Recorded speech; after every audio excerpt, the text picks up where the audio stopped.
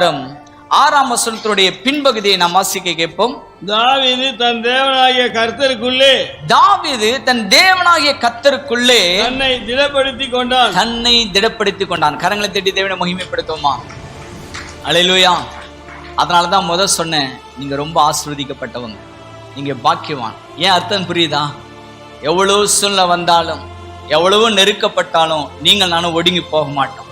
மரணத்தின் விளிம்பில் நம்ம வாழ்வு போகலாம், மிஞ்சி பாரங்கள் நம்மை அழுத்துகிறது போல காணப்படலாம்.